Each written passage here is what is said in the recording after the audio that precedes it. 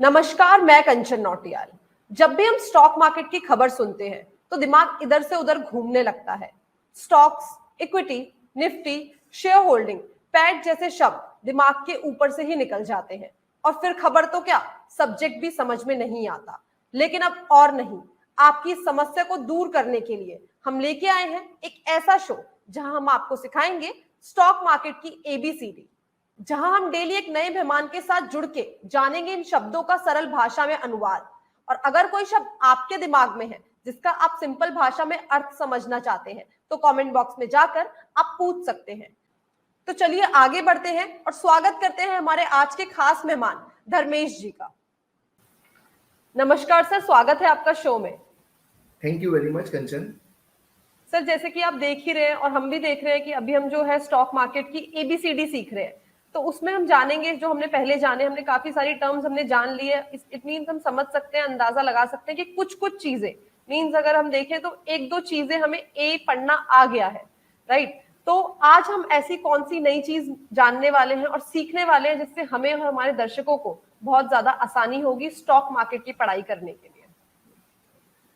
आज जो टर्म हम डिस्कस करना चाहेंगे वो जो पिछली बार मैं डिस्कस कर चुका हूँ अर्निंग पर शेयर, उसका ही मैं आगे डिस्कस कर रहा हूँ कंटिन्यूएशन में, क्योंकि ये एक बहुत अच्छा टर्म है जो आपको वैल्यूएशन के हिसाब से मार्केट में काफी इन्वेस्टर्स और जो ट्रेडर्स है वो उसको फॉलो करते हैं, जिसके बारे में हम बात करेंगे। PE, that is price to earning ratio. Price to earning ratio क्या होता है कि अभी करंट प्राइस क्या चल रहा है मार्केट में एंड अर्निंग पर शेयर कितना है कंपनी का। तो जो हम जब करंट प्राइस को अर्निंग पर शेयर से डिवाइड करेंगे तो हमें एक रेशियो मिलेगा या नंबर मिलेगा जो हम कहते हैं अर्निंग पर शेयर, यानी price of the share divided by the earning per share.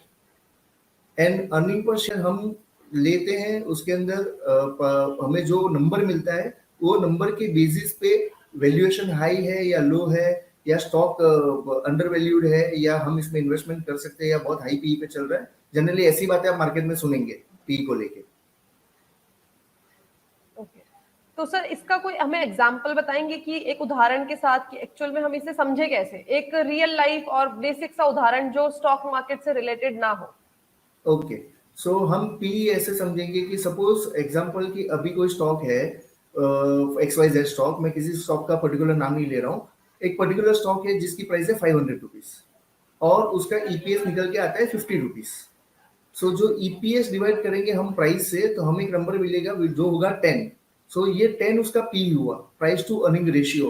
हम इसको परसेंटेज में कन्वर्ट नहीं करेंगे क्योंकि हम इसको रेशियो टर्म्स में देख रहे हैं, तो इसलिए इसका हम बोलेंगे प्राइस टू अर्निंग 10 है। तो ये तो हमने समझा कि पी होता क्या है, लेकिन जैसे कि हम देखें मार्केट में देखें या चार्ट्स में देखें तो हम देखते भी हैं और सुनते भी हैं कि इसका पी 30 पे है, किसी का 40 पे है, किसी का 70 पे है और किसी का 80 पे है। तो हम इसका कैसे वैल्यूएशन करें कि इसका पी करेक्ट है कि नहीं है?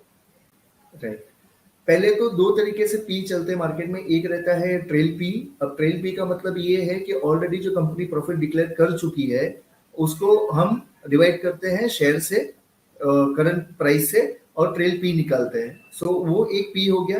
एंड सेकंड पी जो चलता है वो है फॉरवर्ड पी, जिसमें हम आने वाले क्वार्टर या आने वाले ईयरली रिजल्ट को एक प्रिडिक्शन करते हैं based on the numbers and sales and जो भी हमको कंपनी का फंडामेंटल्स पता है उसके बेस पे हम एक फॉरवर्ड अर्निंग्स एस्टिमेट करते हैं एंड उससे हम करंट प्राइस से उसको डिवाइड करते हैं। सो वो हमें एक फॉरवर्ड पी मिलेगा। सो दो पी रहेगा, trail P and forward P. अगर आप इतने एक्सपर्ट नहीं है कि आप कंपनी का आगे वैल्यूएशन निकाल पाए या उनका प्रिडिक्ट कर पाए अर्निंग, तो बेटर है कि आप ट्रेल पी फॉलो करें। और अगर आप कर सकते हैं तो बेटर रहेगा कि आप फॉरवर्ड पी फॉलो करें।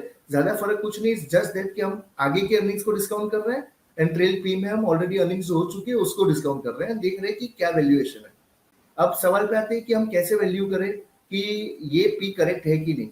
हर एक इंडस्ट्री का अलग अलग पी चलता है। जैसे कोई इंडस्ट्री 30 पी पे चलेगी तो 30 पी पे ही चलेगा, वो नीचे नहीं आएगा।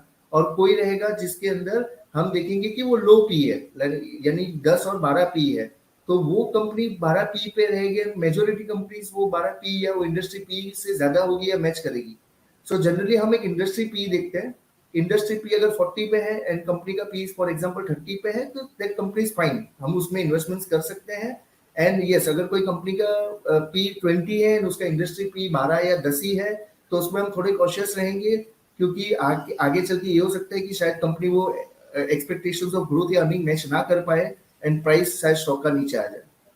So basically it's like that कि हम एक पी को लेके कंपनी का वैल्यूएशन उसकी इंडस्ट्री पी से कंपेयर करके करते हैं। तो सर ये तो हमने समझा कि पी क्या होता है, उसका कैलकुलेशन कैसे है। बहुत शुक्रिया हमारे शो में आने के लिए और हमारे दर्शकों को इतनी बढ़िया जानकारी देने के लिए। धन्यवाद। Thank you very much. Thank you.